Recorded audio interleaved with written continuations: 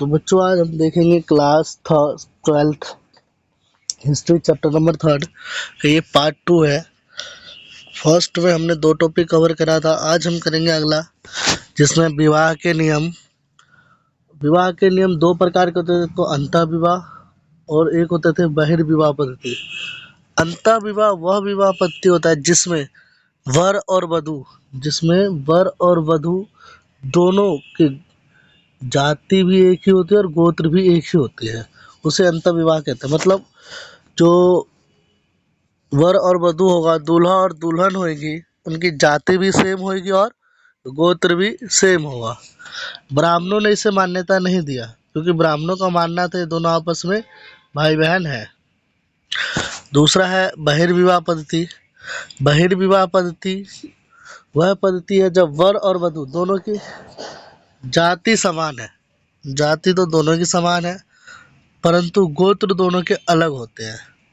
बहिर्विवाह पद्धति में क्या होता है, दूल्हे और दुल्हन की जाति इसमें भी सेम है, पर इसमें गोत्र अलग होते हैं।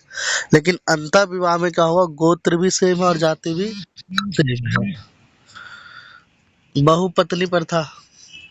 बहुपत्नी प्रथा एक पुरुष के एक से अधिक महिलाओं के साथ शादी होना बहुपत्नी प्रथा है। बहुपति प्रथा एक स्त्री का एक से अधिक पुरुषों के साथ विवाह होना, ये बहुपति प्रथा है।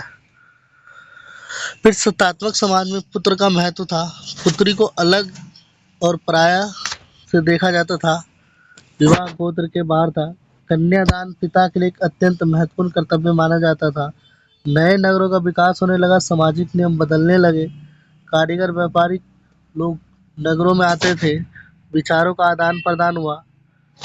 500 ईसा पूर्व से इन मानदंडों का संकलन धर्मसूत्र और धर्मशास्त्र नामक ग्रंथों में हुआ। ये धर्मसूत्र और धर्मशास्त्र नामक ये 2 ग्रंथ है, इसमें हुआ। इसमें से सबसे प्रमुख मनुस्मृति नामक ग्रंथ है, जिसका संकलन 200 ईसा पूर्व से लेकर 200 ईस्वी के बीच में हुआ था। धर्मसूत्र में 8 प्रकार के विवाह बताए गए, परंतु 4 प्रकार को उन्होंने उत्तम माना है। उन्होंने विवाह के प्रकार 8 बताए हैं, लेकिन 4 को उन्होंने उत्तम माना है।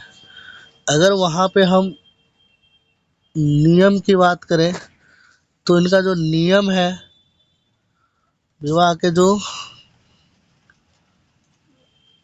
नियम है, नियम 2 है, अंतः विवाह और बहिर्विवाह, और प्रकार 8 है।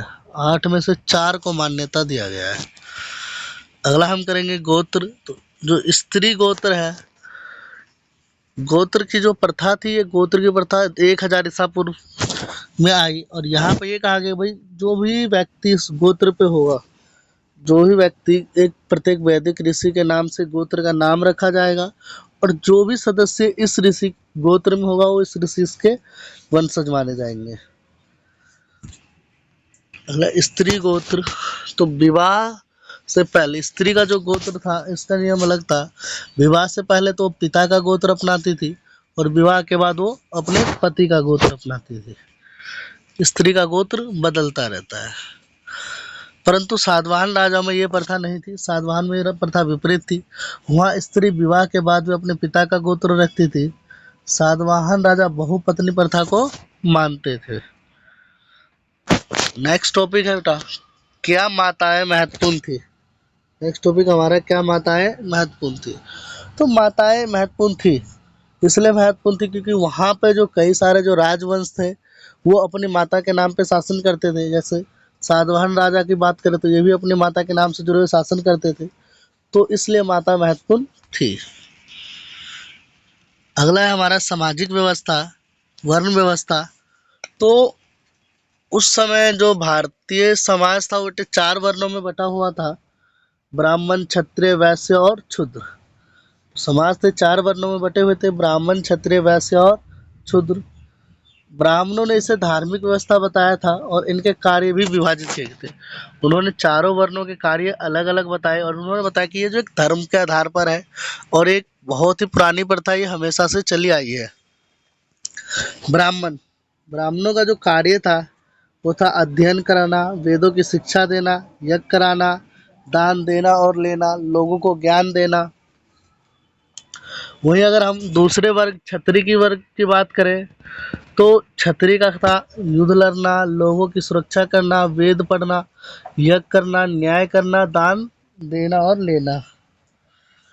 वैश्य तीसरा वर्ग है वैश्य। वैश्य का कार्य था खेती, पशुपालन और मत्स्य पालन। और क्षुद्र का कार्य था इन तीनों वर्णों की सेवा करना।